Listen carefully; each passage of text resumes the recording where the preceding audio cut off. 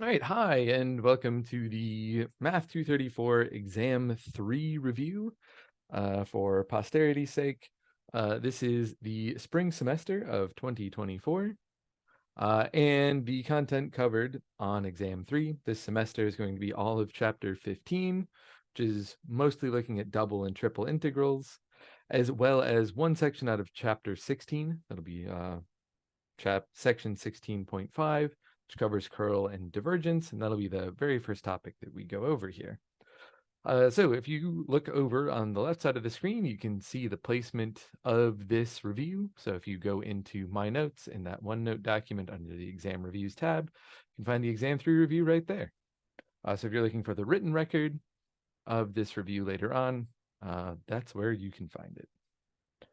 And without too much further ado, let's get this party started. So our first question, I'm going to dive right into the most recent stuff that's on the exam and look at the curl and the divergence. So when we're taking curls and divergence, it's important that we apply those functions to some kind of vector valued function.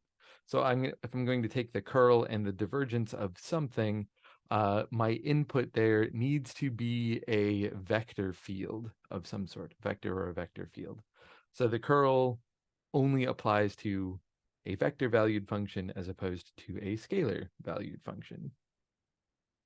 And both the curl and the divergence are going to work with the del operator. That's that upside down triangle that we can see over here. And that del operator is just the partial derivative vector going in order of our variables. So x, y, z in order, partial x, partial y, partial z. Both curl and divergence are going to use that del operator. The curl is going to be the cross product with that partial derivative vector, whereas the divergence will be the dot product with that partial derivative operator. So I've written out what the curl looks like here. So the curl is going to, again, it's the cross product of the partial derivative vector with our vector field. And it works out kind of like this. I should label my three different pieces of my vector field. We usually call them P, Q, and R to represent the X, Y, and Z component in order. So P is the X component, Q is the Y component, R is the Z component. So the cross product or the curl of that vector field is going to be R partial Y minus Q partial Z, and then P partial Z minus R partial X, and then Q partial X minus P partial Y. An easy way to remember all of the individual pieces that go into the curl is that in each position, I won't have anything that relates to that position. So what I mean by that is in the X component of the curl, I have R partial Y and Q partial Z, and I've got things color coded here. So you can see that purple doesn't show up anywhere in that X component. Purple's the color that I use for X. So I don't have P, which is the X component of the vector field, nor do I have an X partial derivative in that section. So since I'm in the X component, I know that I'm going to be looking at elements that do not involve X. They don't involve that X position. So I'm going to have R, which is the Z component with its Y partial derivative, minus Q, which is the Y component, and its Z partial derivative. Same thing will happen in the Y position. I'm not going to use any element that depends on the Y position. So I don't use Q, and I don't have a Y partial. Do the same thing with the Z component. Nothing to do with the Z element of the vector field or that partial derivative vector. So other than that, it helps to write out the letters P, Q, and R in reverse alphabetical order. So it goes RQP, RQP. Again, they go backwards, or again, in reverse alphabetical order, whereas the partial derivatives, X, Y, and Z, all go forward in alphabetical order.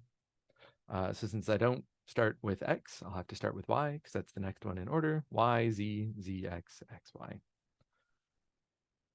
But that's a whole lot of explanation for something that might be better served by just doing the dang thing. So let's do that. If I go to calculate all of those partial derivatives, I want r partial y. So take the derivative of 2z plus 3xy with respect to y, and I'm going to get 3x. Minus, I need q partial z, so that middle part, take its partial derivative with respect to z, and that's going to be negative x.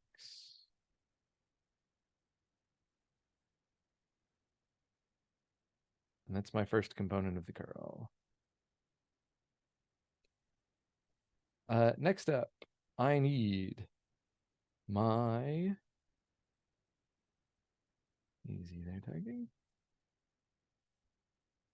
Next up, I'm after my y component, which means I'm going to need p's partial derivative with respect to z. So 2x plus yz, that derivative with respect to z is y. Minus r partial x, looks like I get 3y. And into the z component, q partial x should be negative z minus p partial y. And p partial y, I get z. So negative z minus z. For my last step, I'll just simplify all of those pieces. 3x plus x is 4x. Y minus 3y is negative 2y. And negative z minus z is negative 2z.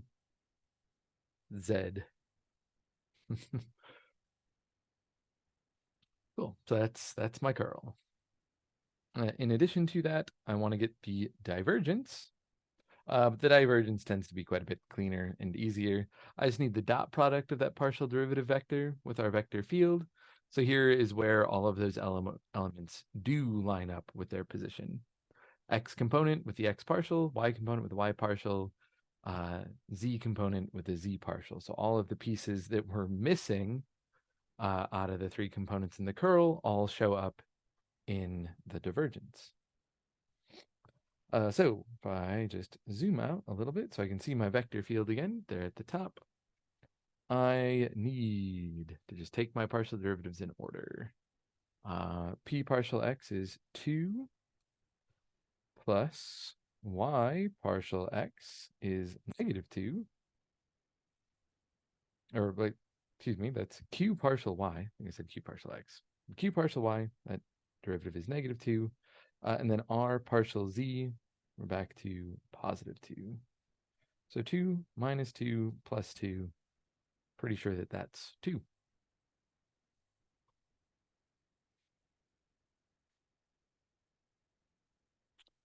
So just a heads up for the way we might ask an exam question, because D2L is coded a bit differently from web work. Likely the way we'd ask this kind of a question, if we said, hey, calculate the curl and the divergence of this vector field, is we'd ask you to combine the two together. So notice when we take the curl, our output is a vector or a vector field of some kind, but it's a vector valued function by the time we're done with the curl. Curl is those three components, whereas the divergence is just a scalar value. At the end of the day, when I take the divergence, I just get a number. So the style of answer for curl and divergence are going to be different. So if we want to combine them in some way, we're probably going to ask you to do something like take the curl dotted with 1, 1, 1, and add the divergence, something like that. Where if I take the dot product of the curl with 1, 1, 1, that just means I'm adding up all three elements of the curl and then adding the divergence to that. And this just adds up for, we don't really expect that to be any sort of extra element of difficulty to the problem. It's just a way to format the answer so that we can ask a question on D2L. So just, heads up for that. Not, spoilers. But anyway, moving on. Let's look at another problem with curl and divergence, and maybe talk about some concepts here as well. So we want to determine if a vector field is conservative, and then if it is, find the original scalar function that vector field could have come from. And then after this question, I'm also going to talk about why we might care if a vector field is conservative. But for starters, let's just check the thing out. So first thing it asks for is to just calculate the curl, which is handy because we're going to need the curl if we want to decide if this thing is conservative. Because if I'm trying to decide if a vector field is conservative or not, I only need to look at the results of the curl, because it will be one of two things. I will either get the 0 vector when I calculate the curl, or I will not get the 0 vector when I calculate the curl.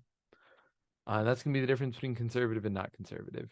If the curl is 0, right, I get 0 for every element of the curl, then it's a conservative vector field. And if I get anything else, it's not conservative. So let's approach this thing again. So I'm going to call, again, that first part is P. That second component is Q. And our third component is R. So when I go to get that curl, first up, I'm going in reverse alphabetical order. So I'm going to start at the end. I'm going to start with R. And R's y partial derivative looks like 6xyz squared. And subtract from that Q's z partial derivative. So switch over to yellow because I'm going backwards in alphabetical order. Take the z partial. 3 times 2 is 6xy z squared. Next up, from yellow to purple, going to the x component, I'm going to need the z partial here. So multiply it, bring down that 3. This will be 3y squared z squared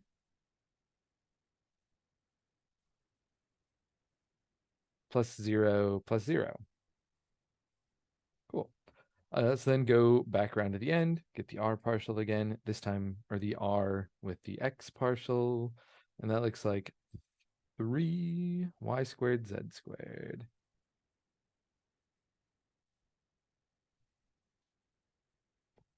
And then after that, the last two pieces from magenta back to yellow, I need q partial x, which looks like 2y z cubed plus 1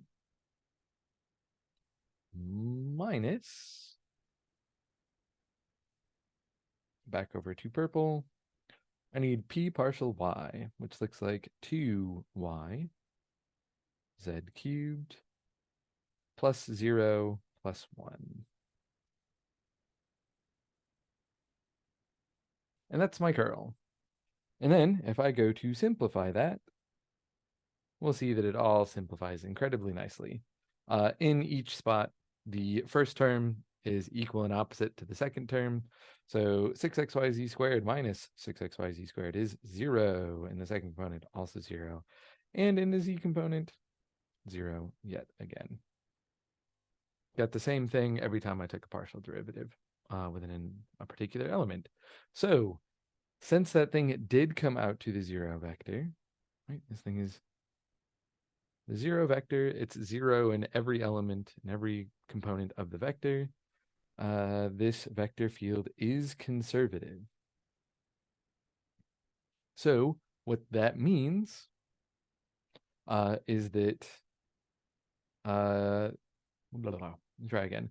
What that means is that there must have been some initial function that if I took the gradient of that scalar valued function, I would have come up with the vector field initially.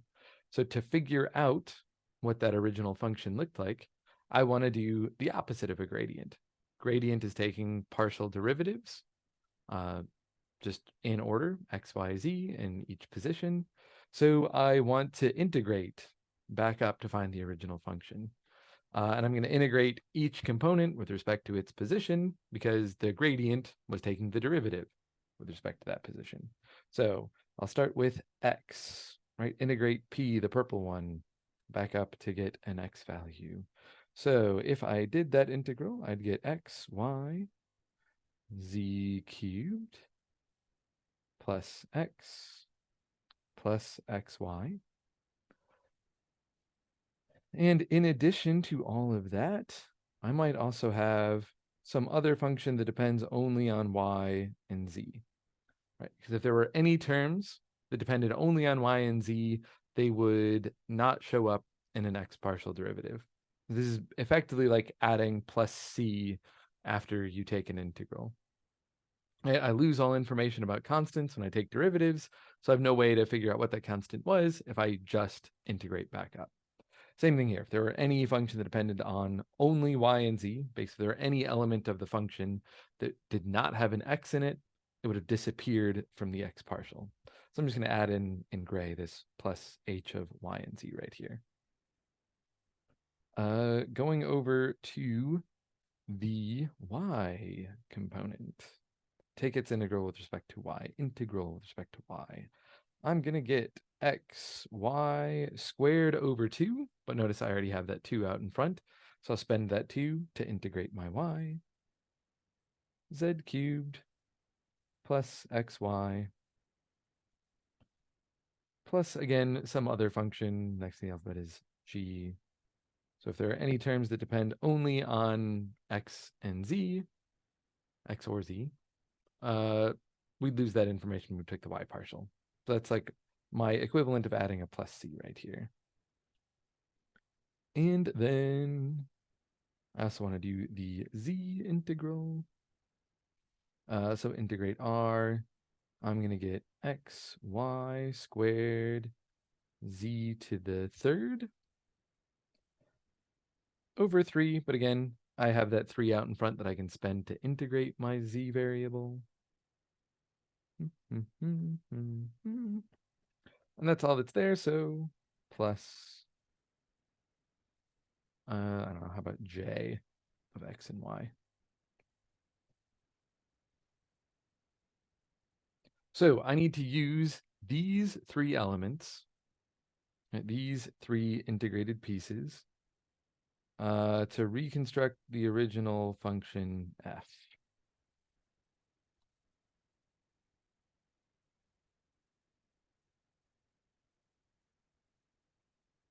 Slide that over.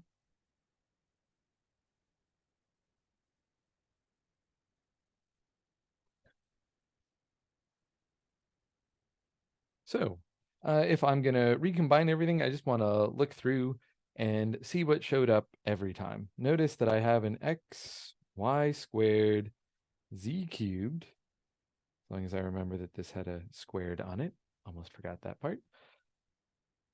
I see that xyz cubed shows up in all 3 of my integrated pieces. I'll just highlight that thing in green. So when I'm reconstructing f, whatever that scalar function is, I only need that term to show up once. So x, y squared, z cubed should show up just the one time. If I keep working my way down through all of the pieces, I have a plus x that shows up. So that needs to go in f. And I also see I've got a plus xy that shows up in 2 of my integral pieces. So that also needs to go into f. my function f should just be the sum of all of my unique terms. So we just kind of put all these things together. Green, the green one had to come in, the green one had to come in, and the green one had to come in all to here. All three of those combined to make just the one spot. I have this single plus x, which came together over here, and a plus xy that showed up from the x and y partials. And that must have been my initial function f with some, I don't know, plus k. Any constant could also show up here. I'd have no way of recovering the constant term. All right, so here we calculated, we figured out what our original function could have been. The bit that, if we took its gradient, what sort of vector field would we have? Or, if we took the gradient of f, we would get our original vector field, capital F, back. Why did we care about that? What's good about having a conservative vector field? Well, for that, I want to just kind of go over fun conservative vector field example. So similar to the one that we had, but a few extra elements. The thing that goes on with having a vector field that is conservative is that we want, again, to assume that that field is the gradient of some scalar function. More importantly, each of the components of that vector field are actually the partial derivatives of a scalar function. That's that part that's highlighted over here on the right. I want to assume that each element of my conservative vector field is the partial derivative of a scalar valued function. So when I have P, Q, and R, I really want to be thinking of those elements as partial X, partial Y, and partial Z. So P is already an X partial derivative. Q is already a Y partial derivative. And again, don't yet exactly know what F is, but if we're going to check to see if this thing is indeed a conservative vector field, I want to show that these combinations of partial derivatives are all equal to each other. Basically, I want to say that the xy partial derivative is equal to the yx partial derivative, right? If I go with my second order derivatives, taking two of them, p already has its x partial done. So I want to take p's partial derivative with respect to both y and z, but independently. Right? I want to look at those one at a time and compare them to the other second order partial derivatives. So there are two ways to get an xy partial derivative. One is to start with the x derivative and take a y partial. The other is to start with the y derivative and take an x partial. So that's exactly what we're going to look at down here. But instead of organizing them into the curl, I've organized them by p, q, and r and their x, y, and z partial derivatives. So I don't really need to look at p's x partial derivative. I don't need the x partial derivative of p because I'm assuming it already has the x partial done.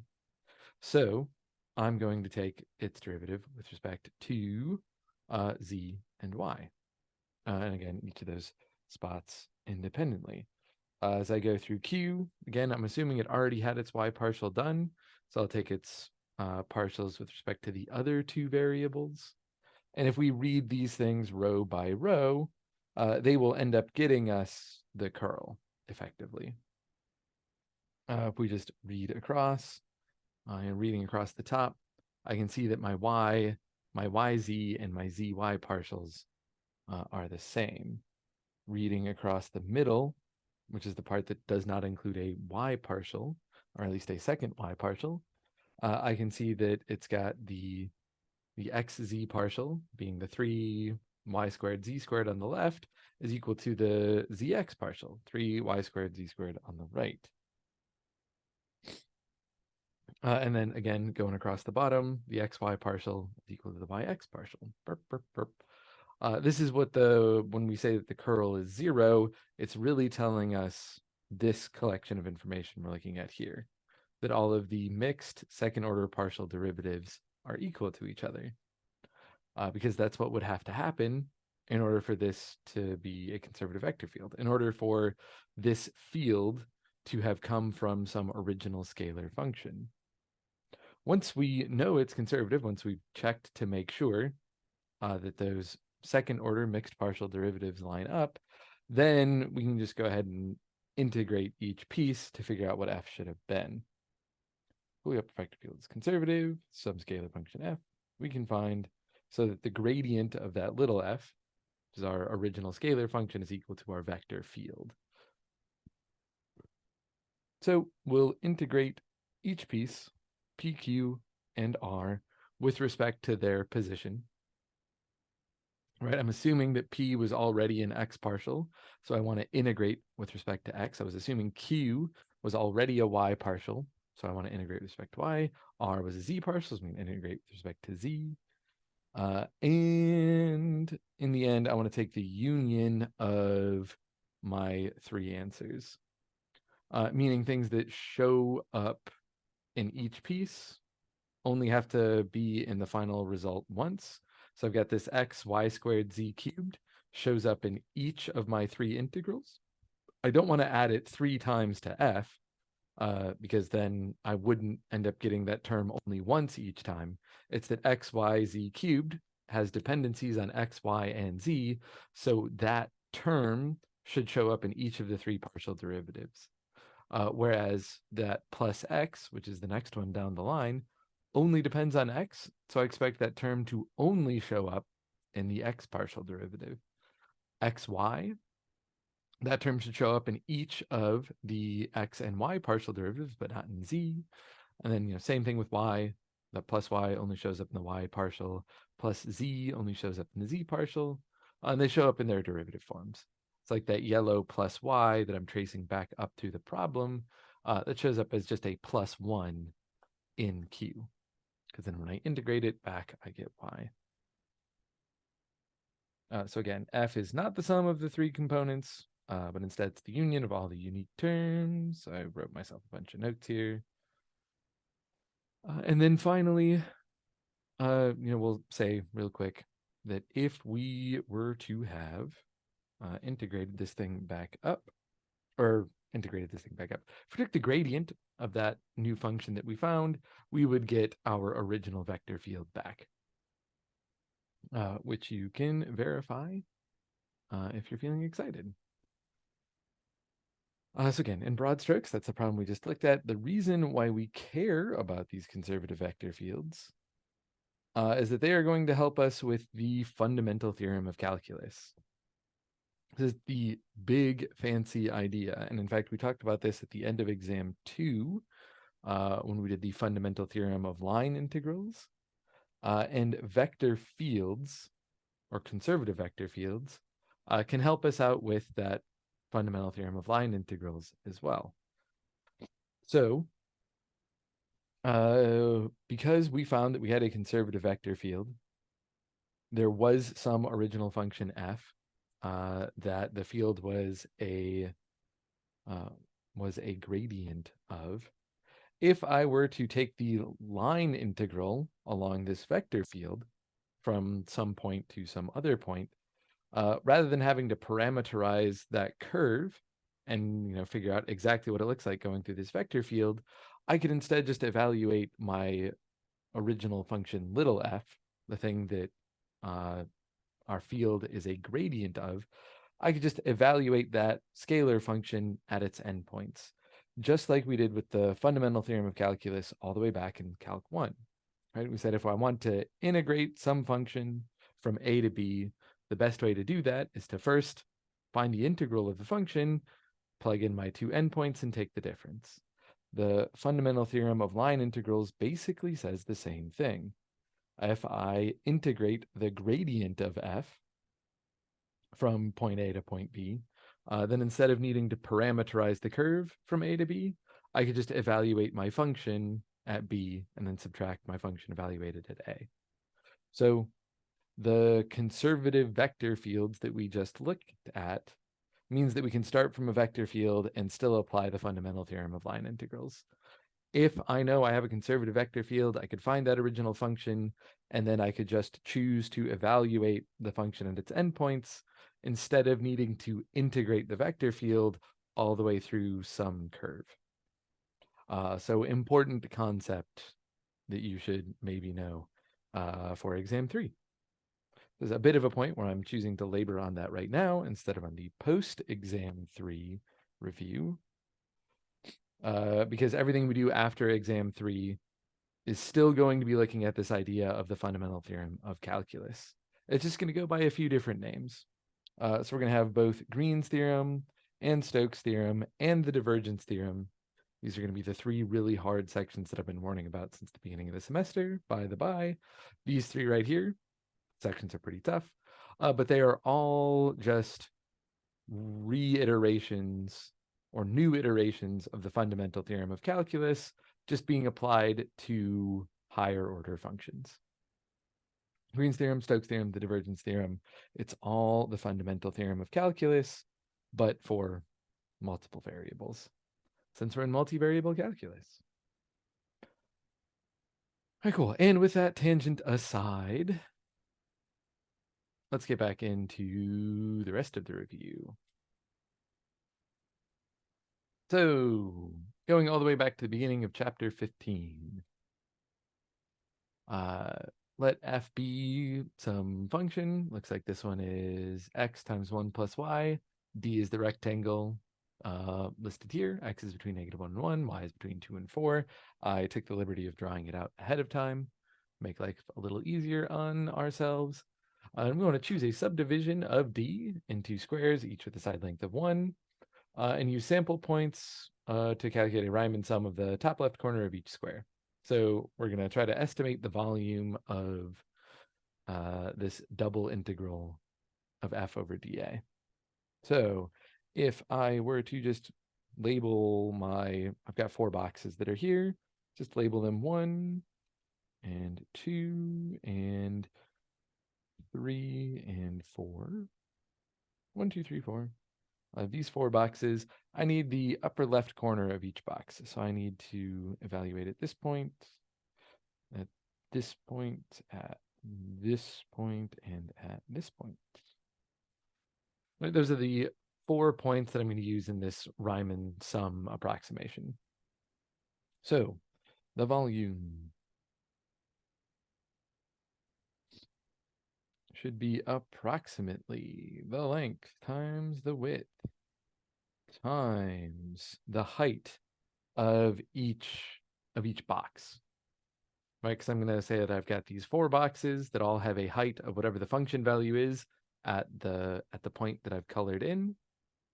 So I'm just going to factor out the length and the width from each of these boxes because I know they're all the same, and just plug in the heights. So this will be f of -1, 3 plus f of 0, 3 plus, next down the line, I've got f of 0, 4. Finally, plus f of -1, 4.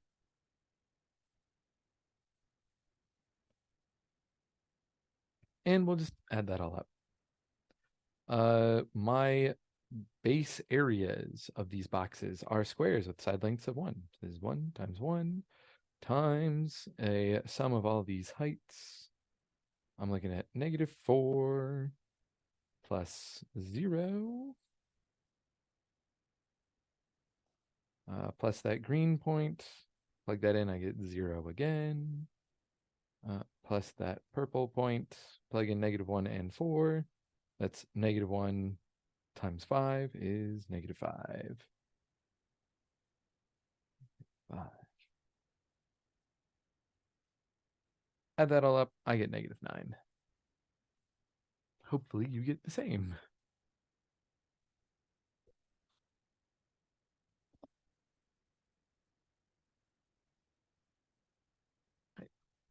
Next up, looks like we're gonna switch the order of integration, right? We've got some double integral. We're gonna try to integrate 6e to the 3x squared. Currently, it's in order of dx dy, but we look at this thing and that looks kind of difficult to integrate as is, right? If I'm trying to integrate e to the 3x squared, I'm probably going to want a u substitution of some kind. Probably I want to call u equal to 3x squared, but I don't have an extra x floating around out in front. So that integral looks tough. So I'm going to switch my order and hope that it gets better. And spoiler alert, uh, it will get better. So when we change the order of integration, as long as we're not changing our variable system, right? If we're sticking with the same coordinate system, we're not going like polar coordinates or cylindrical or spherical coordinates or some other change of variables that we might do. As long as all we're doing is changing the order of integration, my brain just always defaults to order of operations. But if we're only changing the order of integration, the integrand will not change. So it's still 6e to the 3x squared. Changing our order isn't going to do that. So if I take a look at what we've got up here, I'm integrating dx first, which means I have the equations x equals 4 and x equals 4y. Those are going to be my right and my left bounds in order from top to bottom. So I want to come over here and sketch out. Ooh, that's not the way I wanted it to go. I want to sketch out what the region looks like. So I'm going to put my coordinate axes on here real quick. Guess I don't need it to be that tall. So we'll put it here. Here's our x axis and our y axis. I had two lines going on here. I've got the line x equals 4, which would just be a vertical line. This is x equals 4 right here. And I've also got the equation x equals 4y, which if I solve that thing around, it would be y equals 1/4 x. So if you're thinking of this in terms of the usual slope and intercept form, our slope is going to be 1/4. But again, I got that equation from x equals 4y. And I kind of spoiled it already, but I do want to solve this equation for y. If I do that, I'm going to get y equals 1/4 x, or x over 4. I can also come back and check my y or my y bounds, which are going from 0 to 1. So I'll just make sure that that still fits in with the idea I've got going on here. Y equals 1 is going to be this guy up here. Y equals 1. And down below, it's also going to be bounded by y equals 0, which is just the x-axis. So the important part here, again, was the first set of bounds I was going to be looking at, which were x. I know I'm going from 4y to 4, from left to right. So my area or my region of integration is this blue shaded zone right here. Try and clean that up a little bit.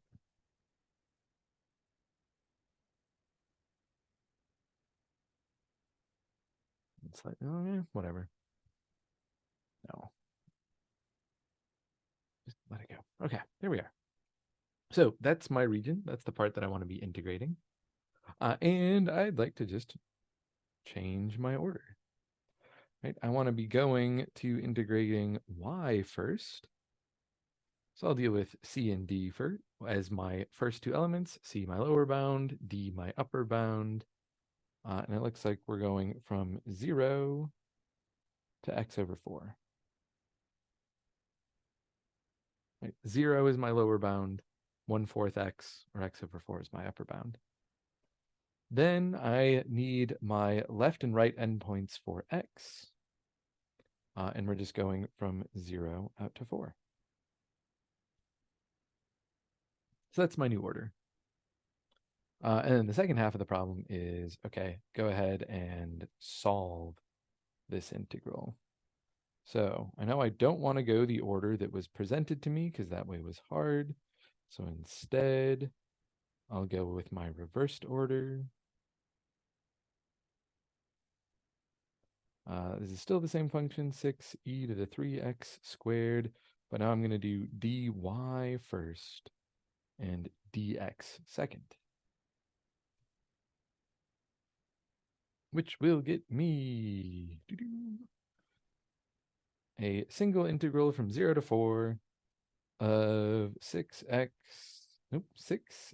to the 3x squared times x over 4 minus 0 dx. So I integrate that thing with respect to integrating that thing with respect to y, I just get a y that shows up. 6y e to the 3x squared. Evaluate that thing from 0 to x over 4, and I'm going to get x over 4 minus 0. So what's next? I should make some kind of a u substitution here. I'm going to go with u equals 3x squared. That means that du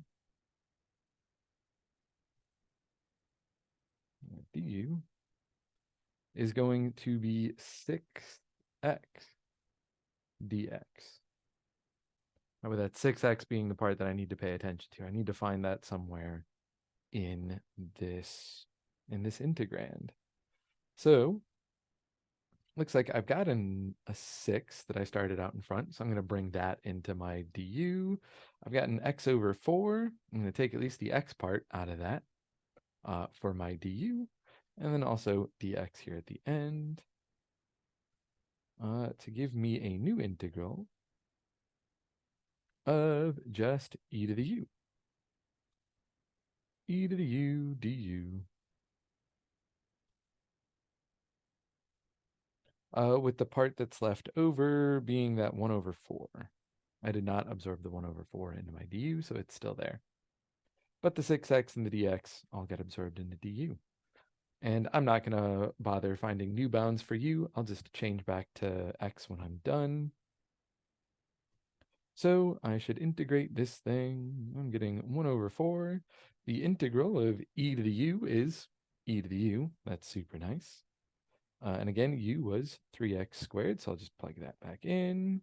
Evaluate this guy from 0 to 4. And what is it we're looking at? 1 over 4 times e to whatever I get when I plug in 4. 4 squared is 16 times 3 is 48. So e to the 48 minus e to the 0, which is 1. And at that point, we're done. So I'll put a little star right there and a little star up here, because that's the answer I'm looking to put in that box.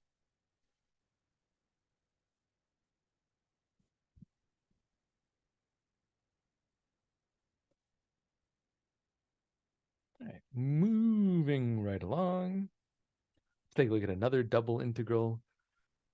And again, just picking out my region of integration to make sure that I get this thing right. In fact, that's all we're going to do is just figure out what our region looks like. I want to change my order from dy dx to dx dy. Let's start by looking at dy because it's the innermost order. So the equations I'm going to get from here are y equals 75 and y equals 3x squared. So when I sketch together my region, Those are the first two equations I want to put on here. So I've got my handy dandy coordinate axes or coordinate plane. X going left and right, Y going up and down. Probably we're used to that by now. Let's draw those two lines in. Y equals 75 is just going to be a horizontal line. I'll label it Y equals 75. And Y equals 3x squared is a parabola. They center at the origin.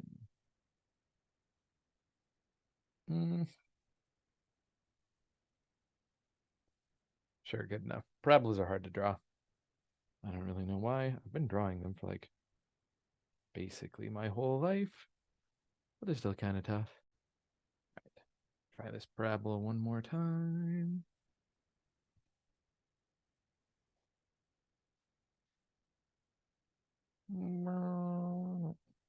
Whatever. It's a parabola. Close enough. Maybe if I don't know why I keep trying to fight this battle. That looks reasonably symmetric. Okay. This was the line y equals 3x squared. And by the line, I really mean the curve. This thing's a curve. That's our parabola.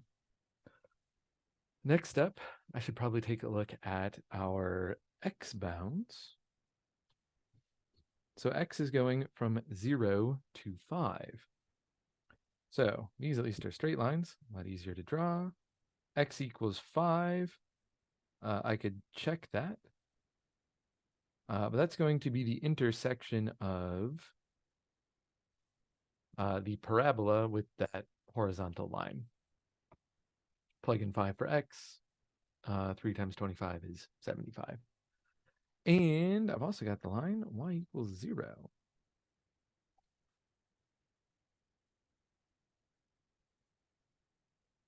Y equals 0, x equals 0. Let's try that again. So I know my upper bound is y equals 75. My lower bound is the parabola, 3x squared, but then my right bound is at x equals 5, and my left bound is at x equals 0.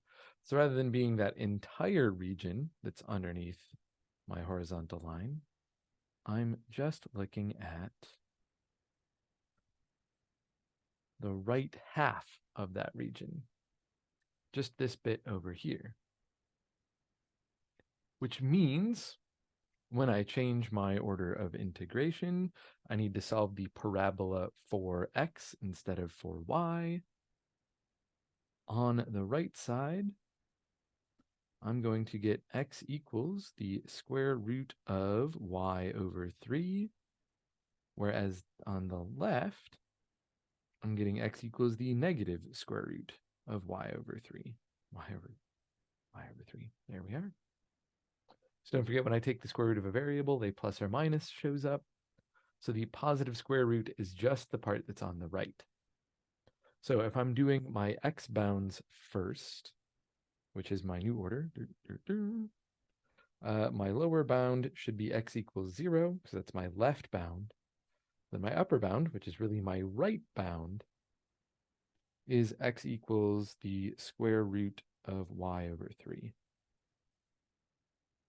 And then I just need my minimum and maximum y values. Our minimum is 0, and our maximum is 75. And that's our new order. Whatever our function was, we could go and integrate it now.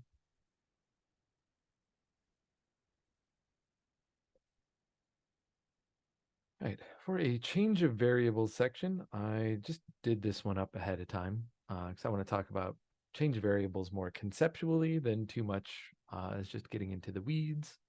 The main purpose of the change of variables unit, change of variables lesson we did, was to just understand how we can use cylindrical and spherical coordinates to do triple integrals. Sometimes it's easier to think radially than it is to think rectangularly. And in order to change between our two coordinate systems, we need the multivariable version of u substitution, which is effectively what change of variables is. If I want to change more than one variable at a time, I'm going to need a more complex system than just u equals blank and then look at just single derivatives. We need to look at partial derivatives and how they all mix together as well. So change of variables is really just u substitution on steroids. And an important element that we have to do there, like when we did u substitution, we would just figure out what du is, and usually there's some like extra element involved in calculating du. With the fancy version, with this change of variables, we also get the Jacobian that turns up, and that's kind of like the du element, that a little extra bit that we need in order to substitute stuff in. The determinant of the Jacobian is what determines what is going to show up as our integration token. What do we need to substitute in order to be able to change our variables? So we set up the Jacobian, which is just our original variables x and y, whatever they are equal to in terms of our new system. In this case, it's u and v. And I just need to take partial derivatives of each x and y with respect to the new variable systems. I think the standard way is to put x and y along the rows, and then partial u and partial v along the columns, and then just calculate all those partial derivatives. The determinant will then tell us what our integration token is. So all we have to do is just get determinants, which is basically just like getting cross products. So when we're looking at the curl, like we did earlier, the curl is very closely related to this idea of determinants. So it ends up showing up a few times. But anyway, I want to talk more conceptually about these change of variable Jacobians, because our main focus on them, especially on this exam, is just being able to know a bit conceptually about it and understanding that this change of variables is what allows us to use cylindrical coordinates or spherical coordinates. So I'm going to leave the rest of this problem as an exercise. Move on to some more exciting stuff, like double integrals in polar. Because really we wanted to be able to change our system to get over to polar coordinates. So as you might have remembered from Calc 2, when we did integration in polar coordinates, every time we switched over to using that system, we needed to substitute in, r d theta instead of just dx or dy.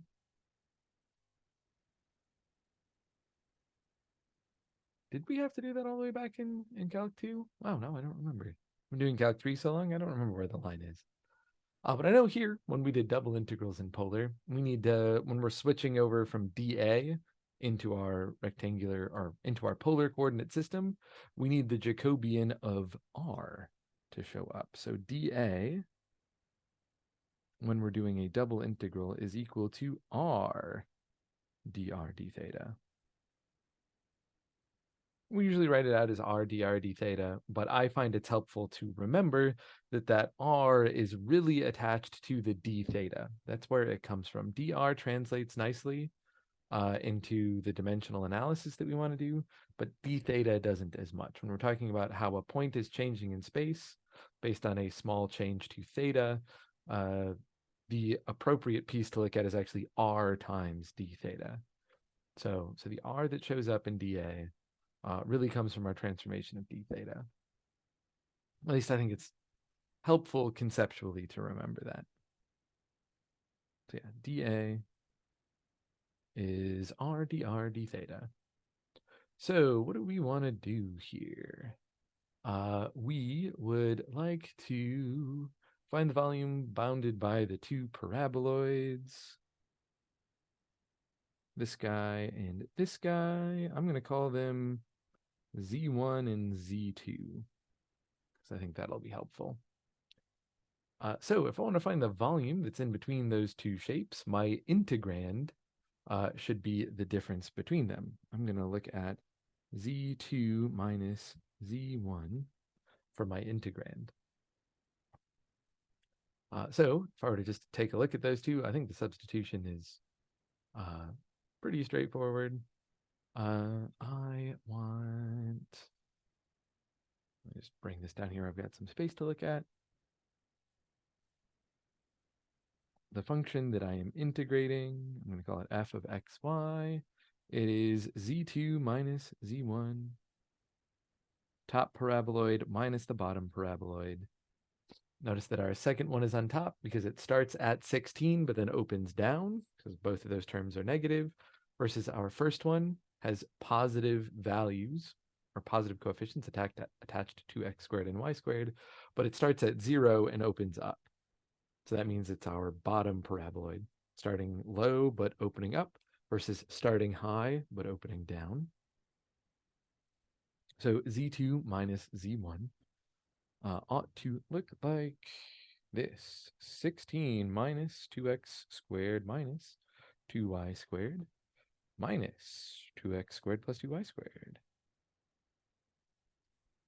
Simplify that a bit. 16 minus 4x squared minus 4y squared. And I suppose I'm really going all out with this. Factor out the -4, and then switch this thing over to r and theta instead of x and y. And this is 16 minus 4r squared. Yeah, maybe we didn't need to go that deep into the work on a Calc 3 review, but every once in a while some of the algebra is hard. So here's how I got to my substitution. So my function that I want to be integrating in our polar coordinates is 16 minus 4r squared.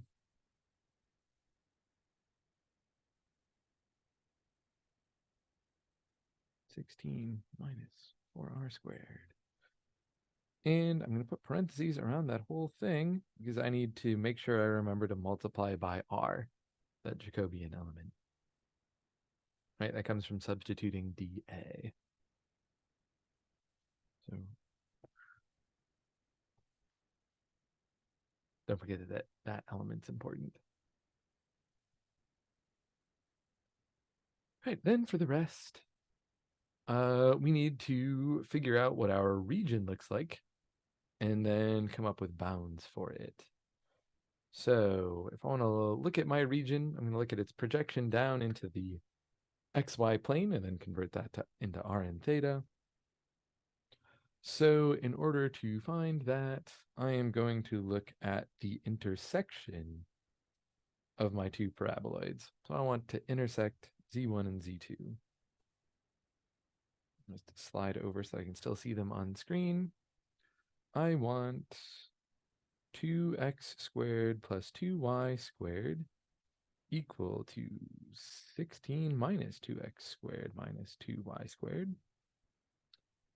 Set the whole thing, set them equal, start solving this thing to get it into a format that I understand. I'm looking at 4x squared plus 4y squared equals 16, or x squared plus y squared equals 4. If I were to convert that thing into polar coordinates, I think I'd end up with just r equals 2. Right? This is a circle with a radius of 2 and centered at the origin. So let me just sketch that region over here. Coordinate plane goes right there.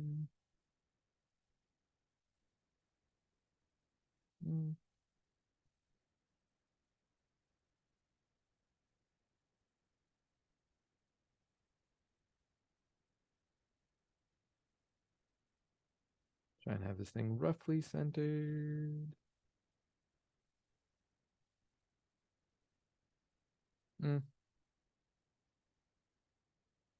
Good enough. All right, so there's the circle. It's got a radius of 2, so let me just mark that here. That guy's at 2, that guy's at 2, that guy's at -2. That guy's also at -2. This is my x-axis and my y-axis. My region of integration is the area in the middle. Don't really want ink to shape on for this one. Said I don't really want ink to shape on for this one. Cool. My region is the interior of this circle. So if I were to look at r and theta, r is in between 0 and 2. It's got a minimum of 0, a maximum of 2, because I'm just integrating all the way out to the edge of the circle. And theta looks like it's just its default option of 0 to 2 pi. Right? I want the whole shape. I want the whole circle. I'm going all the way around, so I'll just stick with my default for theta. Go around one full circle, 0 to 2 pi. So let's go set up this integral, this double integral.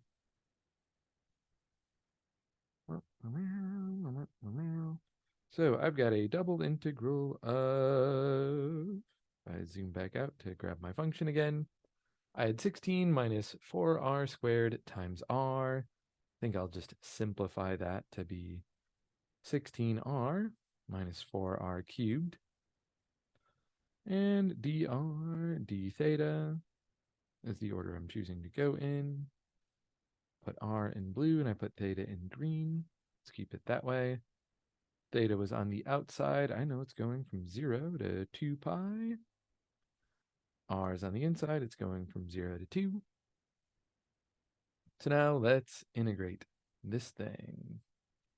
Integrate this thing. Notice that our integrand thing on the inside depends only on r, or I guess more importantly, it is a separable function, meaning I can separate my r's and my thetas, counting d theta as a thing that needs to be separated. So I could rewrite this thing as a multiple of two independent integrals, or I could do them in order if I really wanted to. But our function and our bounds are independent of each other. All of it's separable. I think the fancy term is saying that I'm integrating over a polar rectangle. But still, I'm going to separate this thing out into an integral from 0 to 2 pi of just d theta.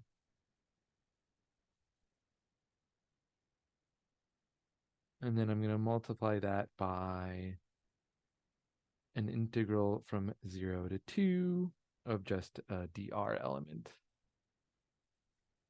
So this is 16r minus 4r cubed dr. And see what happens when we multiply all this together. Out of the green integral, I'm just going to get 2 pi. And out of the blue integral, 16r is going to integrate to 8r squared. Plug in 2, and I'm going to get 8 times 4. Plug in 0, and I'm going to get 0. Minus 4r cubed. If I integrate that, that's just going to go to r to the 4th. 4r to the 4th over 1 is just r to the 4th. Plug in 2. 2 to the 4th power is 16. And then plug in 0 and I get 0 again.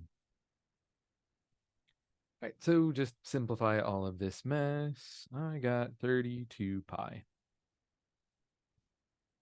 8 times 4 is 32, minus 16 is 16, and 2 times 16 is 32. I still have that pi attached. So if I were to come back up here and answer the question, this is 32 pi.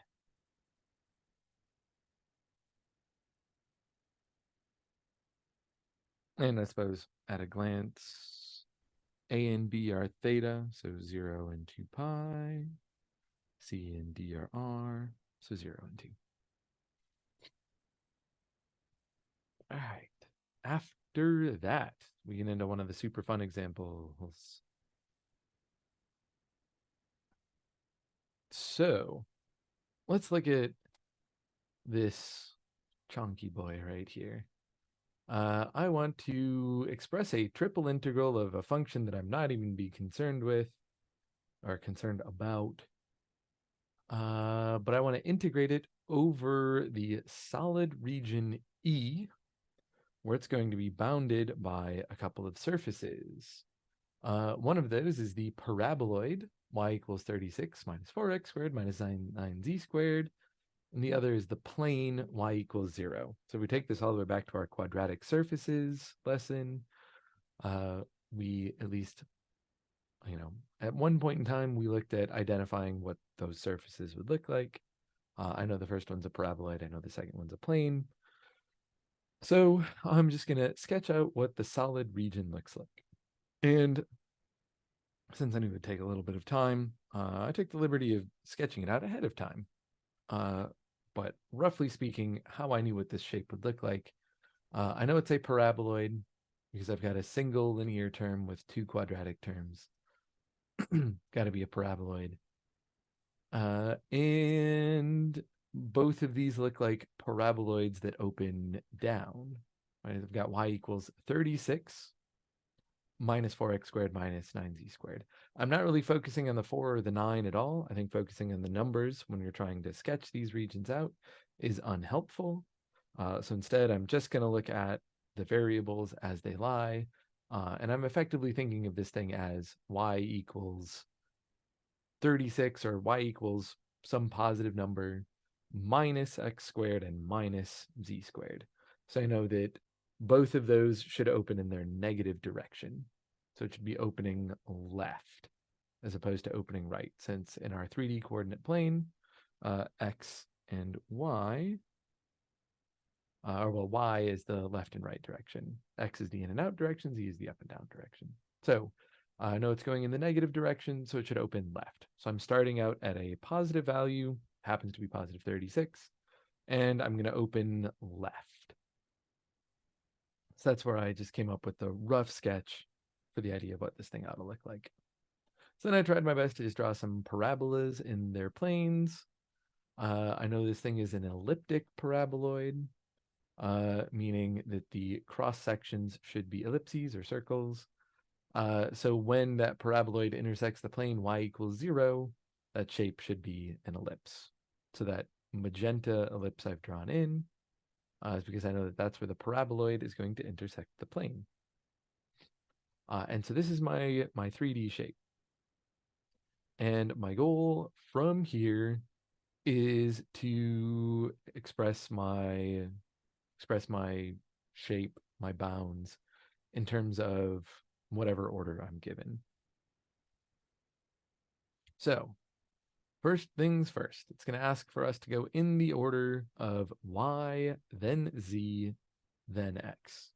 So since I'm doing y first, I'm going to solve my two equations for y, which conveniently they are already solved for, and then project my shape into the xz plane. That's going to be my goal second. So projecting into the xz plane. What we'll do in a minute. Yeah. Let's start by filling in the y values. The equations were already solved for y, so I need a left bound and a right bound. My left bound is the plane, y equals 0. My right bound is the paraboloid, so that was 36 minus 4x squared minus 9z squared. Z squared. If I just put that on screen as well, I'm grabbing it from the two equations over on the right. This guy and this guy.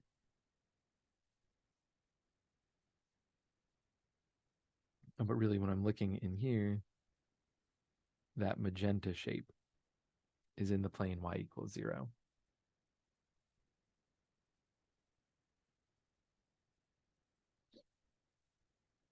Okay, so I've got my y bounds done. Now it's time to project this thing into the xz plane. So that's what I've got drawn up over here. And with the way that I've oriented my axes, I am, think about taking this paraboloid that you've got here and if you're holding my hand like this to represent my paraboloid, I am rotating it so that the tip goes around further away from my face. I'm looking at this paraboloid from its backside. I'm looking at it from the elliptical side, where it opens up into that XZ plane, because I've got my X running to the right and Z running up. So I'm taking this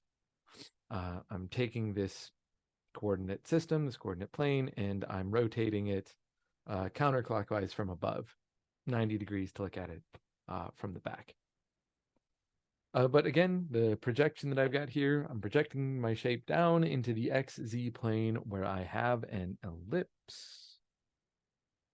Let's see if we can just draw this thing in nice on our first try.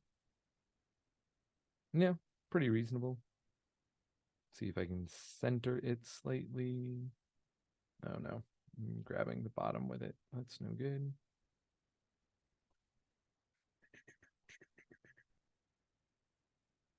There we are. All right, close enough to center. And label our tops and our bottoms. This is going from -3 to 3 versus 2 up to -2. I'm getting those values for x. 36 over 4 is 9, and the square root of 9 is 3, or plus or minus 3. Versus 36 over 9 for the z values. I'm looking at 36 over 9, 36 over the coefficient on z, and then 36 over 9 is it's 4, right? Yeah, 36 over 9 is 4. Square root of 4 is 2. So that's where I got my 2 and -2 and my 3 and -3 from. Shade this region in, because why not? That's my region of integration. My next up spot is integrating this guy with respect to z. So I had to do y first and then z. So I need an upper and a lower bound for z based on this paraboloid. I've projected it into the xy, or the xz plane, which means y is 0. So this pink equation here, or this pink ellipse, is 0. Let's turn that off. 0 equals 36 minus 4x squared minus 9z squared. And that's really getting me to an equation, maybe like 4x squared plus 9z squared equals 36. If I just put my x and my z terms over on the left. But my goal here really is to solve this thing for z. Means I'm looking at z squared being equal to 36 minus 4x squared all over 9.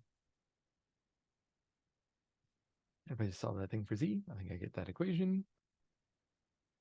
Or solving it for z squared, I get that equation. Solving for z itself, I'm going to get plus or minus the square root of 36 minus 4x squared over 3. Since I'll just take the square root of the denominator, it looked easy enough. Suppose I can even factor out 4 out of the numerator, pull it out of the square root and become a 2, but we don't need to go that hard. These look like my top and bottom bounds for z, so I should fill them in over on the right. My bottom bound for z is going to be the negative square root of 36 minus 4x squared all over 3, whereas my upper bound will be that same thing but positive. So the square root of 36 minus 4x squared all over 3. And then lastly, my x bounds, I just need my left endpoint to my right endpoint. That was -3 to 3. And those are all my bounds in the first order this question was going to ask for. And we might as well go through the rest. This thing wants z first. So if I take my initial equation one more time, I had y equals 36 minus 4x squared minus 9z squared. I'm going to solve it for z. I'm going to bring my z squared over to the left side of the equation, move everything else to the right. That'll be 36 minus 4x squared minus y. So basically, I've just swapped the positions of z and y. And then I'm going to solve this thing for z. So A3 and B3 are the first things we'll look at. A3 is going to be the negative square root of 36 minus 4x squared minus y all over 3. Whereas B will be that same thing but positive.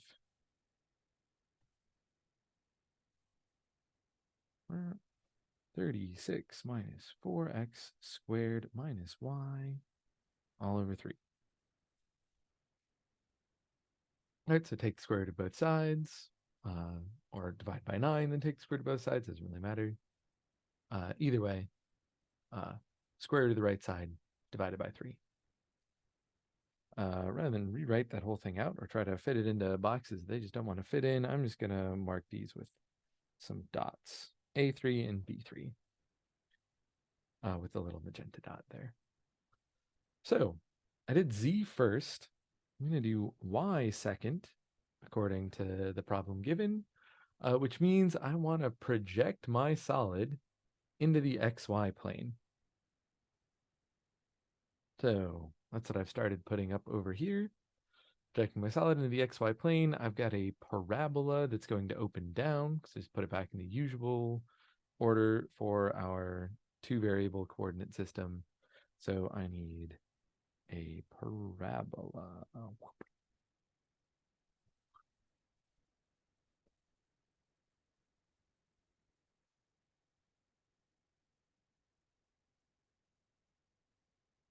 No, I liked it better the first time. All right, close enough. And then that elliptical shape is going to be this line down here with this being my region. So if I'm thinking about the paraboloid from up above and its projection just into the XY plane, I've still drawn in that magenta ellipse that I had on the left part of that solid region sketched in.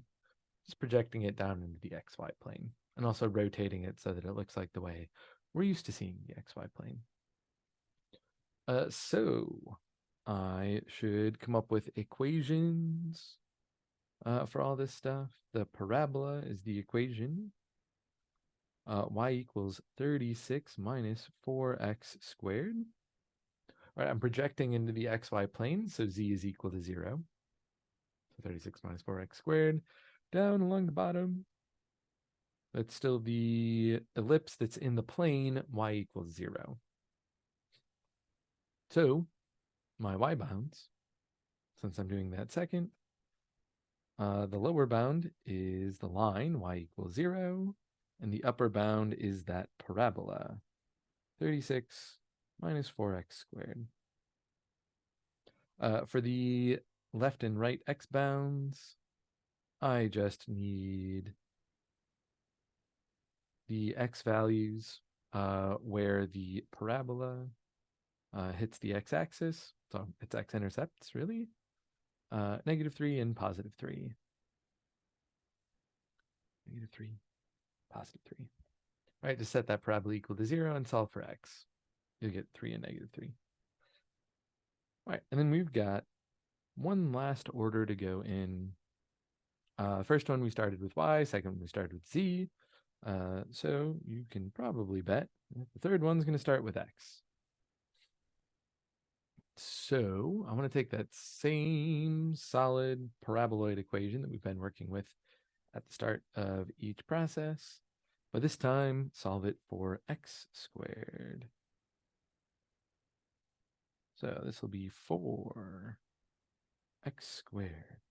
Well, let's let's put it in gray. Oop, put it in gray. Why not? It's equal to 36 minus 9z squared minus y. So then my A3 and my B3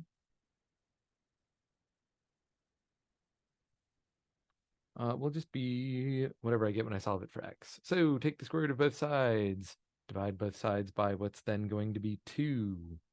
I am looking at the negative square root of 36 minus 9z squared minus y all over 2 for the lower bound, and that same thing but positive for the upper bound. 36 minus 9z squared minus y all over 2. And here, when we're looking at upper and lower bounds, we're looking at, I guess these are out and in bounds, because x is usually the direction that we use to run in and out. So the front bound and a back bound. So now we've got a and 3. Better project this thing into the plane that contains our remaining 2 variables. We just did x, so we should project it into the yz plane, where we're still looking at a parabolic shape. It is a parabola that opens left. Starts at 36, opens over here to the right.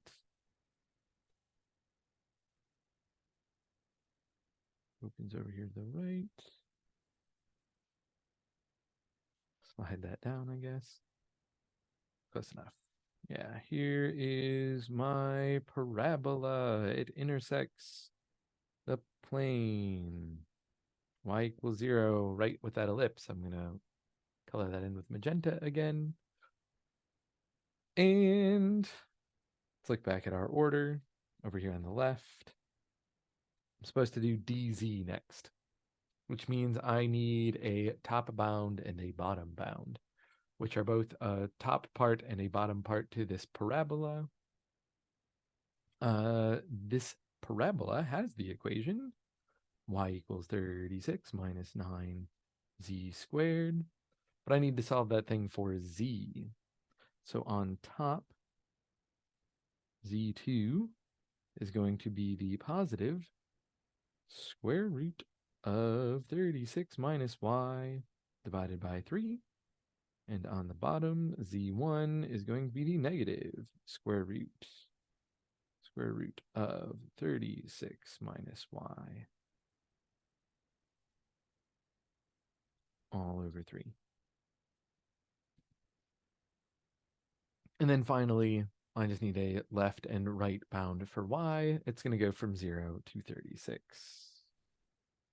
So I'll just mark those in with magenta dots again. Y goes from 0 to 36, since it got to be last. Just needed its minimum value and its maximum value.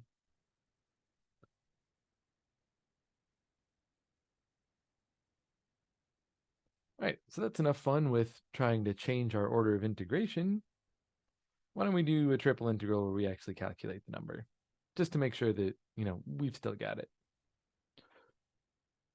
So this one doesn't really look like it needs to have its order changed. We just need to integrate three integrals in a row.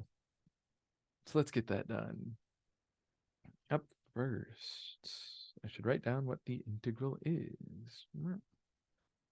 1, 2, 3 integrals. Our integrand is 3x, y, z, x, y, z. And our order is dz, dy, dx. So reverse alphabetical order. From 0 to 1, from 2x to 3x. And we're going to do z first. And that goes from 0 to 4y. So I'll highlight those pieces because it's what's going on with our first integral. So do this thing through, we still have 2 of our integrals remaining after we do the first one. But that thing integrates to 3 over 2 x, y, z squared. And we want to evaluate that thing from 0 to 4y. And then we'll do dy, and then we'll do dx, filling in our remaining bounds. We've got that.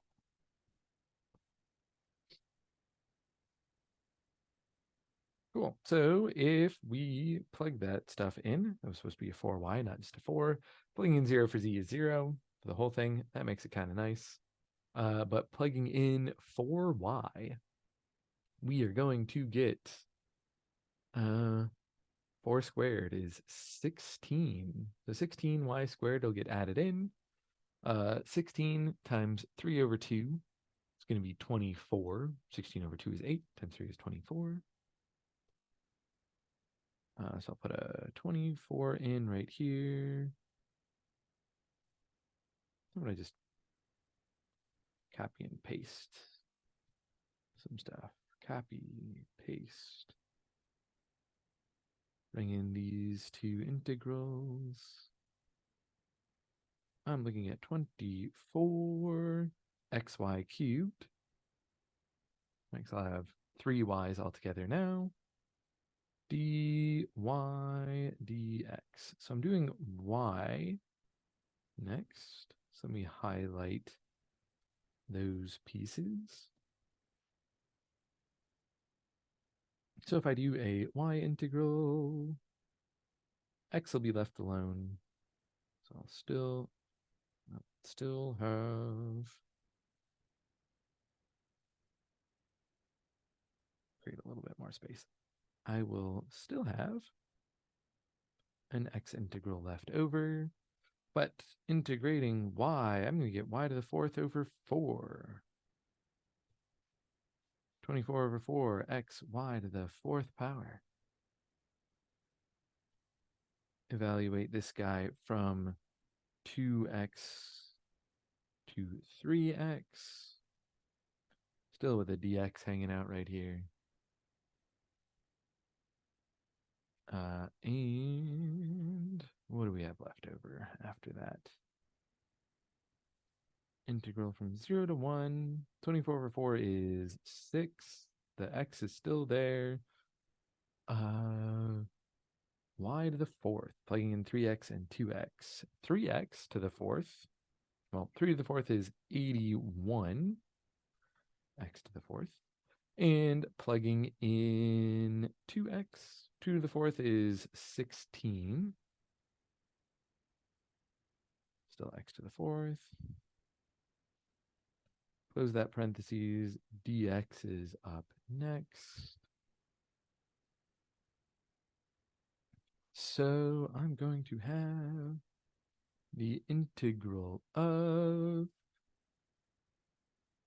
something from 0 to 1. Let's see. I can pull all of my x's out. Call this 6x to the 5th times what's left over on the inside. 81 minus 16. Minus 6 is 75. Minus 10 is 65. dx.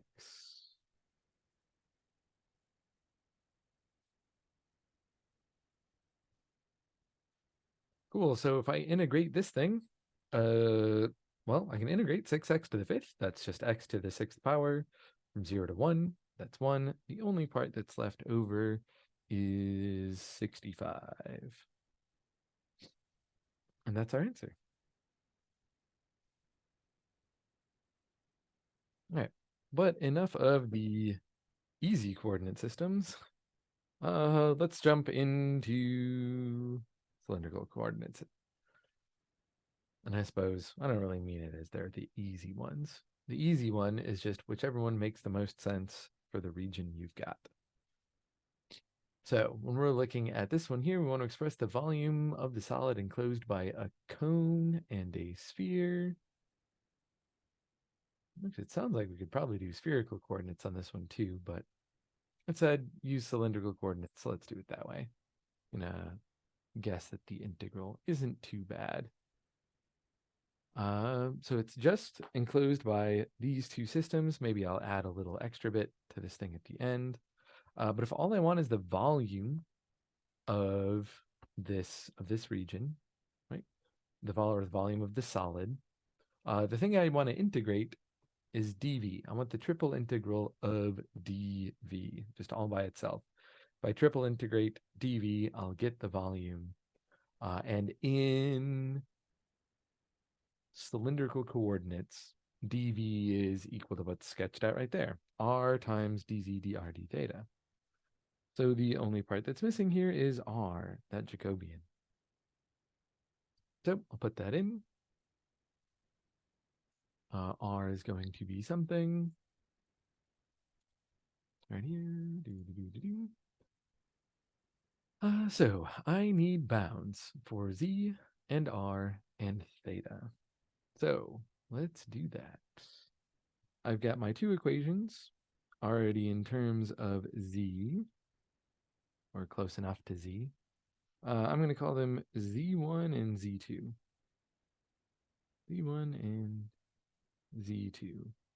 My cone is opening up from the origin, whereas my sphere it's a sphere. It's centered at the origin. z1, this one's easy. It's just equal to r. Square root of x squared plus y squared, that's r. On the other side, I'm looking at z2, which is the equation r squared plus z squared equals 8. If I solve that thing for z, I'll get plus or minus the square root of 8 minus r squared, but I only want the positive one because I'm going up. I want it to be underneath. I want it to be inside of this sphere. So effectively, I've got an ice cream cone is the shape that I'm looking to get the volume of. The cone, z equals r, is forming the cone, and the sphere is effectively just a scoop of ice cream stuck right on top of that cone. If that helps you to visualize what the heck we're looking at here. So I'll fill these things in for z1 and z2. z1 is r. z2 is the positive square root of 8 minus r squared. Again, positive, because I want the part on top, not the part on bottom. And to get the remaining, I need to figure out what r and theta are going to look like. So if I'm going to project this thing down into the xy plane, where I'll look at r and theta, I want to look at the intersection of my two shapes. That intersection is when z1 is equal to z2. And in that case, I'm looking at r squared plus, instead of z squared, I'll just substitute z equals r and get r squared plus r squared equals 8. Which means 2r squared is 8, or r squared is 4. So my r and theta bounds. R is in between 0 and 2. Theta is in between 0 and 2 pi. 0, 2 pi, 0, and 2. All right. We have all our bounds set up. Only thing that's left is to integrate this thing.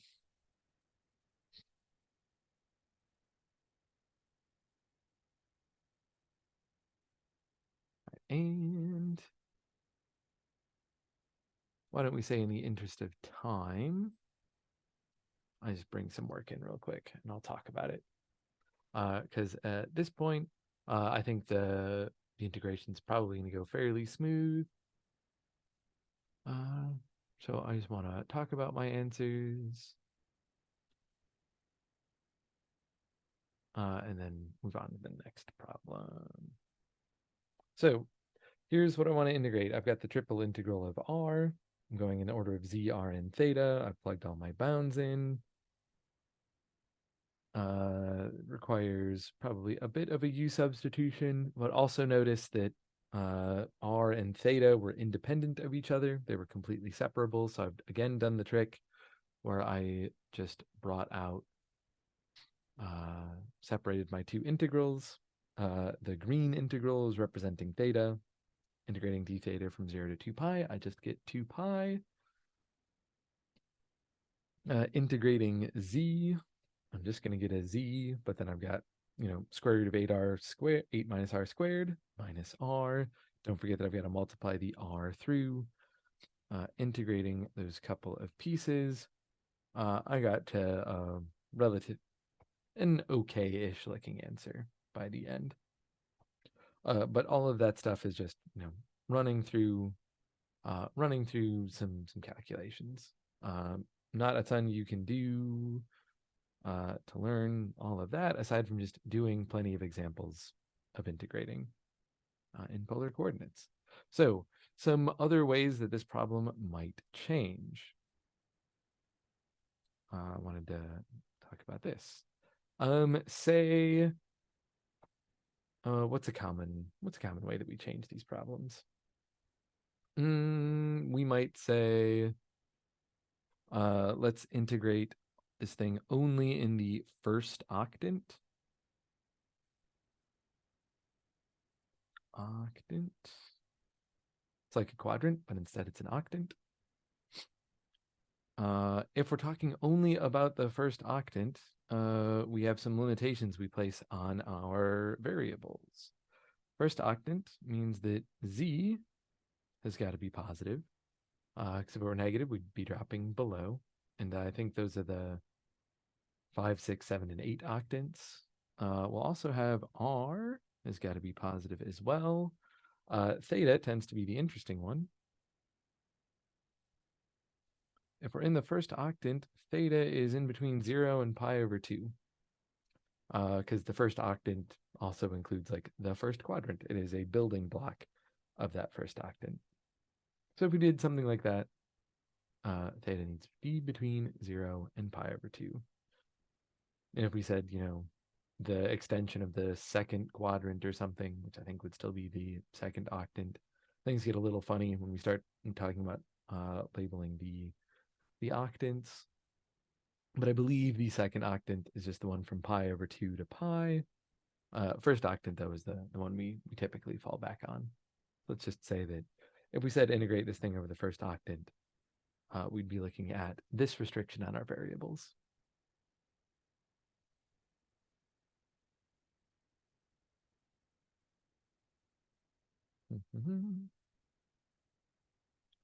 We should look at another one of these and at least sketch out the bounds and stuff. Yeah, there's 2 more. I might just manage to finish all of this in time.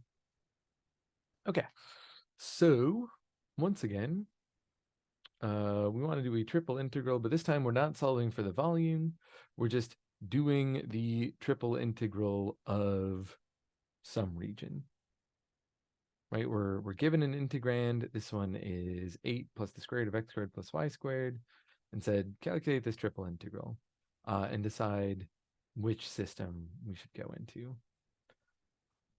And it looks like it's telling us that, hey, maybe cylindrical coordinates make the most sense here. Which makes sense. Square root of x squared plus y squared. We have that x squared plus y squared idea show up a few times. That means it's a nice, easy substitution for r. So I'm thinking that's probably a good way to go. So if we convert this thing to cylindrical coordinates, 8 times the square root of x squared plus y squared, that's really 8r. But don't forget the Jacobian. We also need to be multiplying this thing by r when we convert into cylindrical coordinates. We should go sketch our region, which, if we're going to do that, I want to make a coordinate plane. Here we go. Looking at my y bounds, highlighting the fact that that's y because it went second. My lower bound is y equals 0, and my upper bound is y equals the square root of 25 minus x squared. Square root of 25x squared makes me think about a circle. So that it makes me think about a circle, which I'll do a slightly better job of centering in my coordinate plane. And the line y equals 0 means the x-axis. So I know I'm integrating up from that. So I'm not going to be using the lower half of this circle. I can get rid of that. I know that's not going to be involved. My y bounds are telling me only do the top half of the circle. So don't go into the bottom half. I only need the top half. Let's go take a look at my x bounds. They go from 5 out to -5. We go from 5 out to -5. So I'm looking at the entire top half of that circle. I want to convert this thing to r and theta. Well, it certainly looks to me like r is going to be between 0 and 5. 0 to r to 5. Since I can see that this circle has a radius of 5, it's centered at the origin. Oh, I should have written in this guy up here. That's our y equals 25 minus x squared. We've also got the line y equals 0. I need to then come up with my theta bounds. And if I'm just trying to get the top half of this circle, I'm going to be going from a starting value right over here at theta equals 0. Slide that over a little bit so we can make sure that that's front and center in the screen. Theta equals 0. I'm going to integrate this thing around burp, burp, burp, before finally stopping over here at theta equals pi. Right, to get the top half of the circle, I want to integrate from theta equals 0 to theta equals pi. So 0 to theta to pi. Right, our default for theta is always 0 to 2 pi because that'll get us all the way around the entire coordinate plane. But for this one, since we only wanted the top half of the coordinate plane, I just wanted 0 to pi instead of 0 to 2 pi.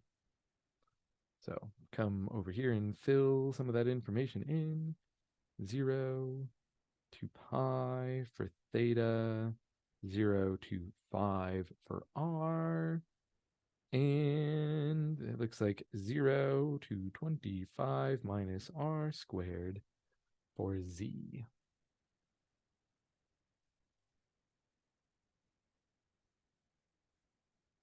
And again, in the interest of time, we bring in some of the work and then talk about what I did.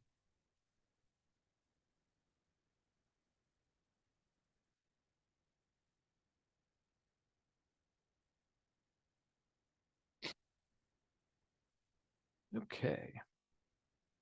So setting up my triple integral, I've got all of my bounds converted over my integrand to polar coordinates. I'm just going to be integrating 8r squared. Z depends on r, or at least its bounds do, so I need to do that one first. Quick glance will tell you that gets you 200r squared minus 8r to the fourth. But then I can separate my r and theta integrals into the work I've got here. R and theta are again separable, so I can do my theta integral first. This time, remember, I'm not integrating 0 to 2 pi, so it's 0 to pi. I just get pi when I integrate d theta. My r bounds are a bit more fun, but they still divide out nice in the end. Factoring out what I could, 5,000 pi times 5/3 minus 1/3, or 2/3 is what that subtraction comes out to. So 1,000 pi over 3 is what I got for that triple integral.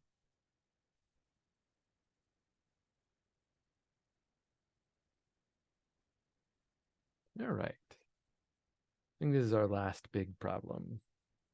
The final topic we'll look at is going to be spherical integration, or integration in spherical coordinates. And let's take a look at our shape here. Okay, cool. I did bring it over already. So let's figure out what this shape looks like. So I'll solve it out a couple of different ways. I've got two cones. Z equals the square root of 3x squared plus 3y squared, and z equals the square root of x squared plus y squared over 3. And the problem was kind enough to just tell us that these were cones. But if we really needed to, we could fall back on our knowledge of quadratic equations or quadratic surfaces to remember that, in fact, these two equations are representative of cones. So, nice thing to know is that in spherical coordinates, cones are going to be represented by phi equals some number. So I'm going to solve these equations that I have out until I get an answer that looks like that. Something that looks like phi equals a number. And if we're really lucky, it'll be something from the unit circle. I'll make it nice and easy to plug things in. So I am going to label these two things as Z1 and Z2. And start working on what they might look like.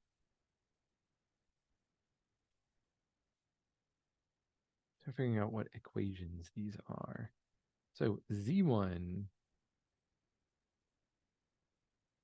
or rather Z1, I've got the equation Z equals the square root of 3x squared minus 3y squared. I'm just going to factor out a square root of 3. Let's call that thing Z equals the square root of 3 times the square root of x squared plus y squared. And then I want to organize that into something that makes sense for substitution into spherical coordinates.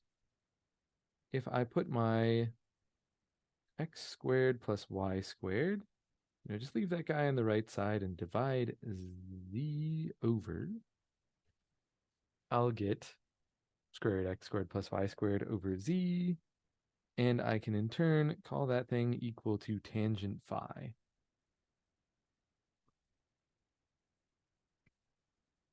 So that's my motivation for grouping things in this order. I need to leave some stuff over on the left side, though. Figure out what the left side of the equation looks like. I need to divide square root of 3 over, so that's 1 over the square root of 3. If I were to rationalize that number, it's square root of 3 over 3. And then I need an angle where the tangent value is root 3 over 3. If we remember all the way back to some of our trigonometry and other unit circle stuff, tangent is equal to the square root of 3 over 3 at pi over 6. The easy way to remember that is that there are 2 3's in root 3 over 3, and there are also 2 3's in 6. So those two ideas mesh together. If I'm going to solve for the next cone, Z2, I'm going to solve for it a slightly different way, just because there are a couple of methods for figuring out what this thing is. I'm looking at the cone. Z equals the thing that I had written up above.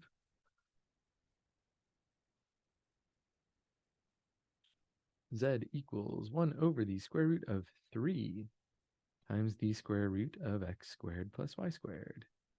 Again, I'm just going to pull out that coefficient. I find a lot of times it can be easier to convert to spherical coordinates if I start by converting to cylindrical coordinates. The conversion between the two is quite nice. So I'm going to start here. Say that z equals 1 over the square root of 3 times r.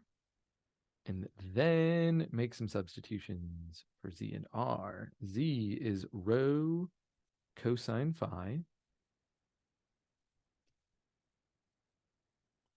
And r is rho sine phi.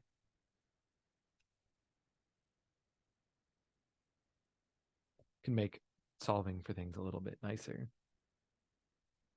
I'm solving this thing for phi. That's my goal here. I know it's a cone, so in the end, I should just get phi equals a number. So if I divide everything, or divide my variables over to the right side, notice that my rows will cancel out. On the right, I can get sine phi over cosine phi, which is tangent phi. And then also I should multiply my square root of 3 to the other side. So tangent phi is equal to the square root of 3. And again, remembering our trigonometry and unit circle, hopefully remember that the tangent of pi over 3 is equal to phi. I know the tangent of pi over 3 is equal to the square root of 3, which means that phi must be pi over 3. There we go. So these are my two cones. Phi equals pi over 6, and phi equals pi over 3.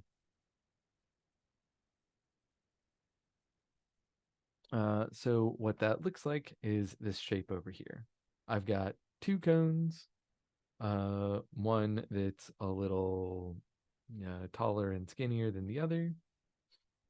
And remember that phi is the angle measured from the z-axis out to rho. So phi has got to be, let's see if I can, it's going to be hard to draw that thing in, isn't it?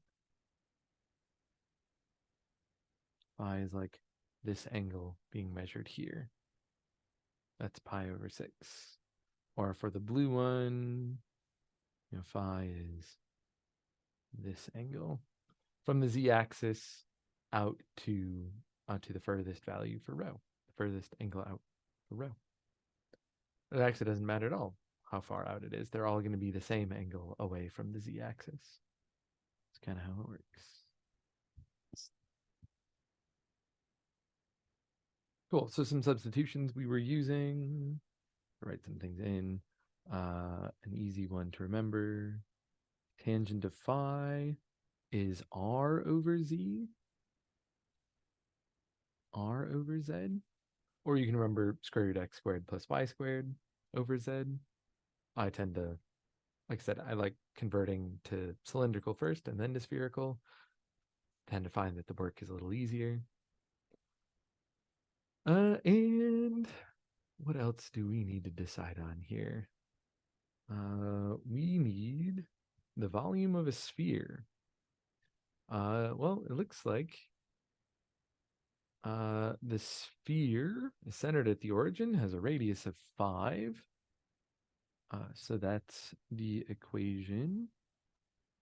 Rho is less than or equal to 5.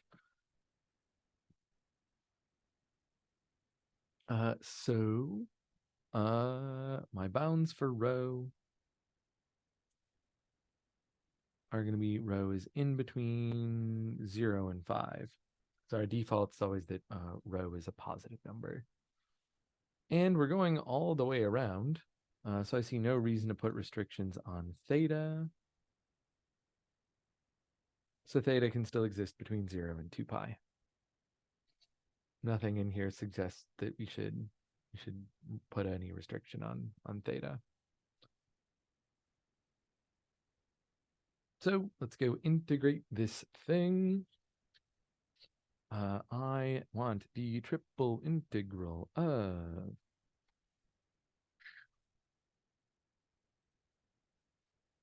looks like we were going in order of rho, then phi, then theta. So this is 0 to 5. And then it's going to be pi over 6 to pi over 3. All right, so we'll start smaller and then extend out to be larger.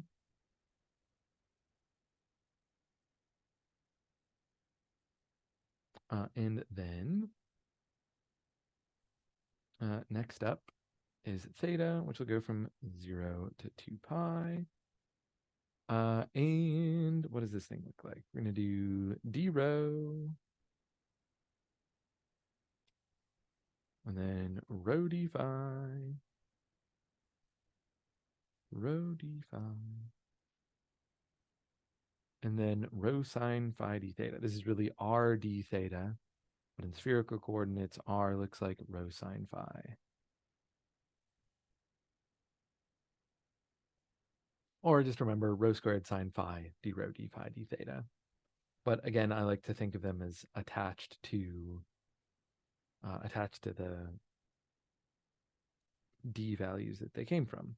There's one rho attached to d phi, and there's an r attached to d theta, but r again is rho sine phi. That's what helps me remember that it's got to be rho squared sine phi. All right. So well, we have to just, complete this integral. The nice thing is that all three of these are independent of each other. They're all separable. So we'll integrate d theta from 0 to 2 pi. We'll integrate d phi from pi over 6 to pi over 3. But also there's a sine phi in here. So sine phi d phi.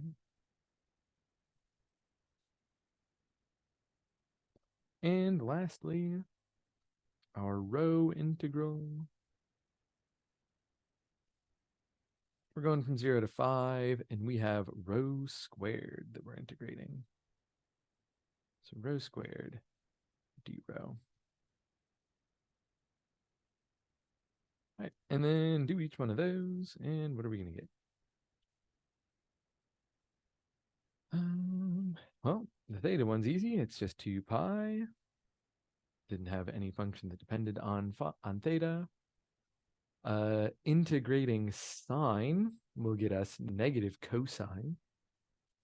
So negative cosine of pi over 3 is negative 1/2. Minus negative cosine pi over 6, and it being plus square root of 3 over 2. And lastly, rho squared will integrate to rho cubed over 3 from 0 to 5. That looks like 5 cubed over 3. Simplify that whole mess, and we're going to get 5 cubed times pi over 3 times the square root of 3 minus 1. So I just multiply that. I've got that factor of 2 that I can multiply into the blue section to get rid of all my denominators. Negative 1 plus square root 3.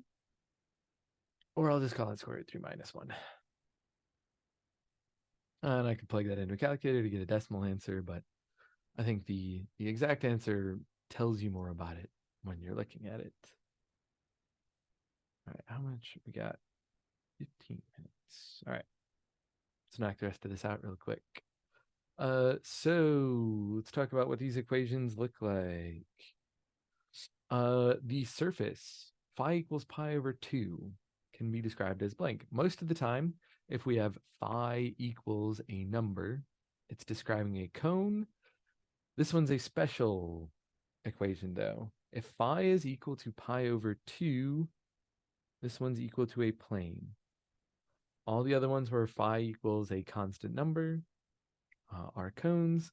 This one is a plane. It's a rather special plane, though. It's specifically the xy plane. Right, so if I measure out an angle of pi over 2 or 90 degrees from the z-axis, I get into the xy plane. So think about like flattening out a cone until it's just a flat piece of paper. That's this equation here. Pi equals pi over 2. Rho equals 2. And that's an easy one. It's a sphere. And then another surface, rho equals 5 sine of theta, sine of phi. This one's also going to be a sphere, but it takes a little bit of extra work to get there.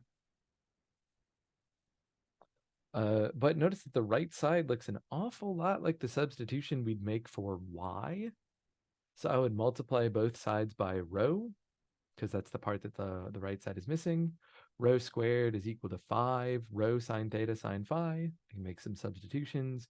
Rho squared equals 5y. Rho squared I know is x squared plus y squared plus z squared. I could complete a square on that and show that it is indeed a sphere. In fact, I think it's going to be a sphere that has a center at 0, 5 over 2, 0, and also has a radius of 5 over 2. But again, you'd get that from completing the square. I'll leave that bit alone for now. The way that we got that equation is going to be pretty similar to the one that's down here. So I'll work on this one instead. Rho equals 8 cosine phi. Again, the right side looks pretty similar to the substitution we use for z.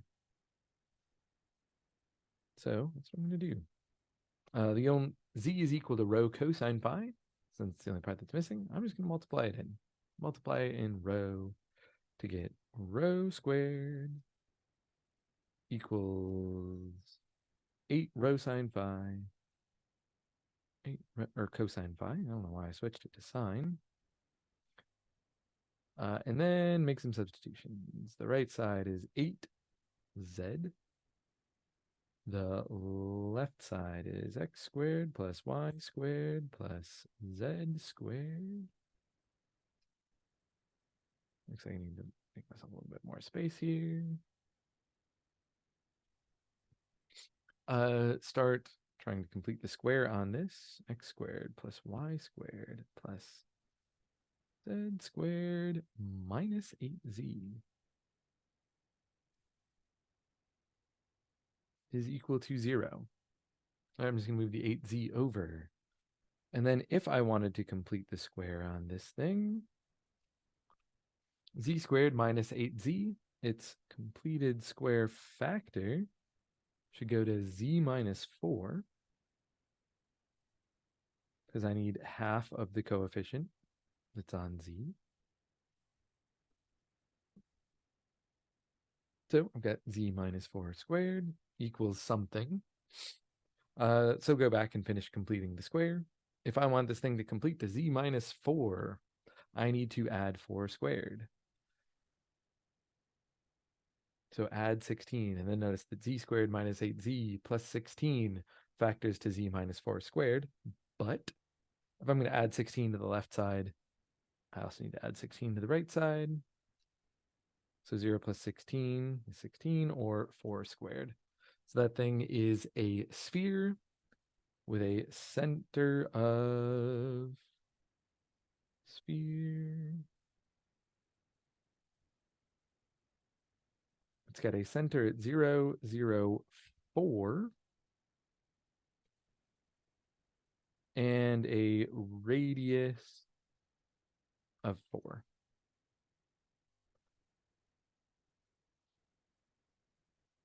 Sphere.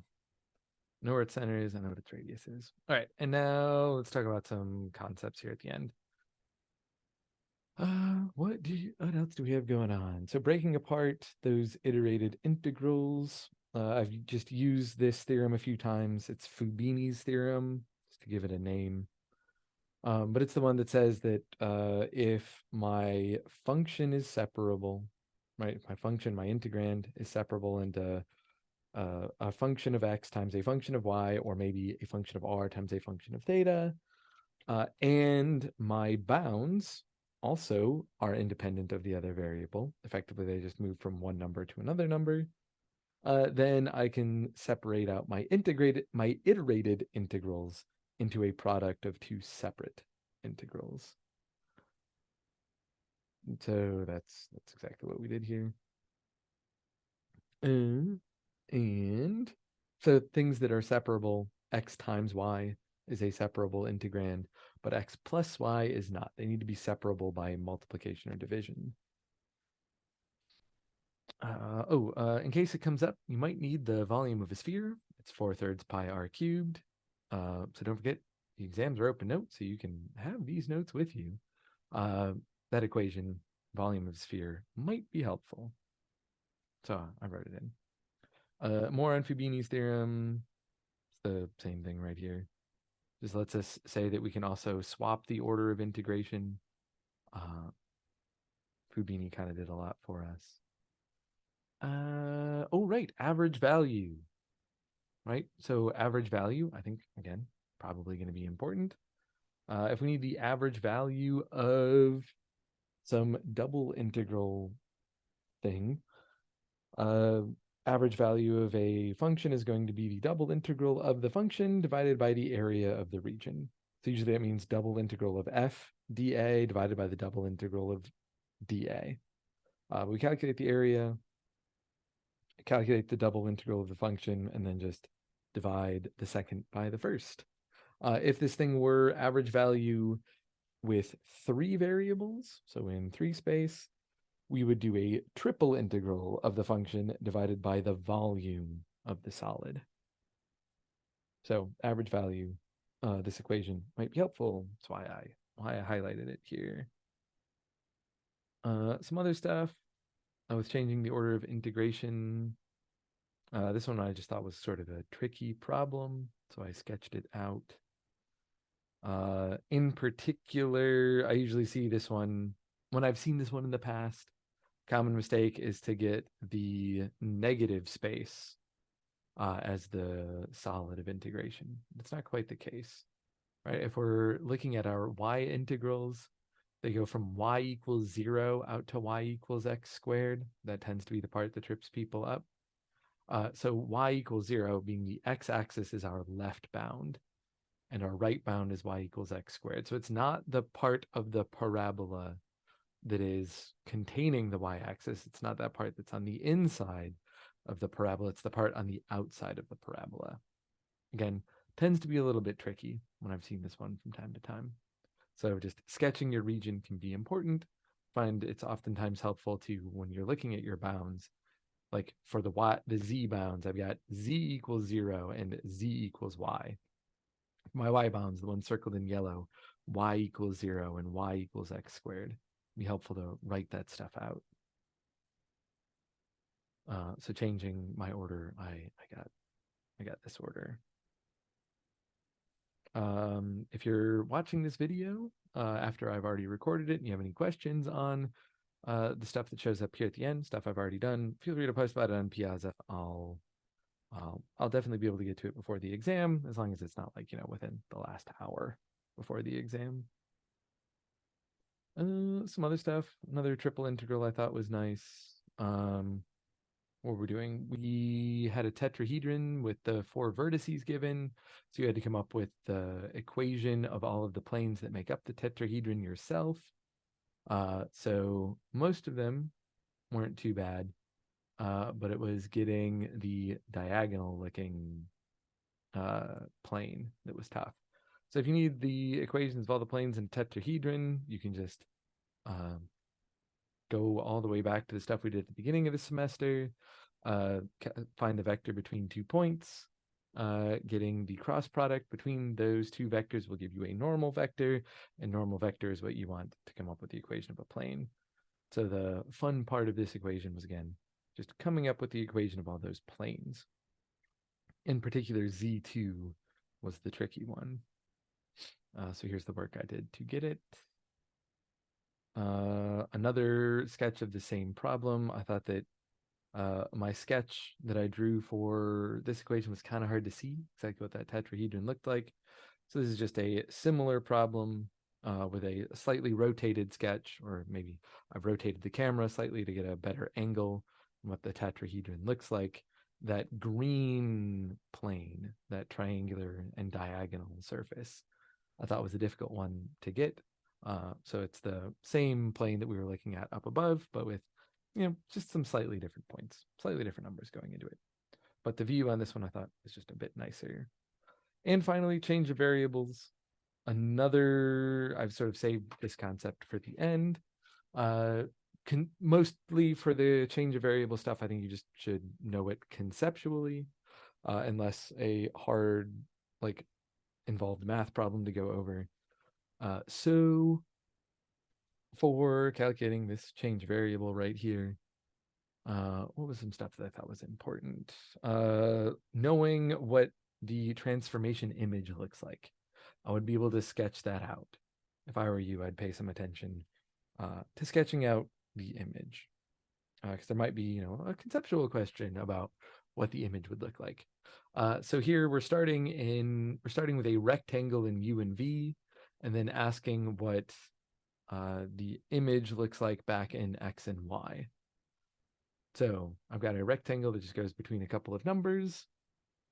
0 and 3 for U, 0 and 2 for V, and then convert that into its X and Y equations, and then sketch out the image. So say you already knew S1, 2, 3, and 4, you already knew these equations, X equals 2U plus 2, Y equals U minus 2, and then I can convert each of those into what their X and Y equation would look like. Keeping in mind that on each of these, I know some substitution I can make for U or V. And here the substitutions are either like U equals 0 or U equals 3, because those are the edges of the rectangle. V equals 0 or V equals 2, because those are the other edges of the rectangle. Make some substitutions in for X and Y, being the parts I can see up here at the top. Those are my equations for X and Y. Substitute those in, get an equation for X and Y, probably just a line, and then knowing what that looks like in the coordinate plane. And with that, we're at the end of the review. So if you are watching this video later on, good luck on the exam. And if you're watching the video, again, before the exam has happened, and you have any questions about what happened in here, feel free to make a post on Piazza. I will get around to answering that. Again, I should be able to get to it before the exam, as long as you leave me enough time to answer. All right, and once again, good luck, and bye, bye, bye, bye, bye, bye, bye, bye, bye, bye.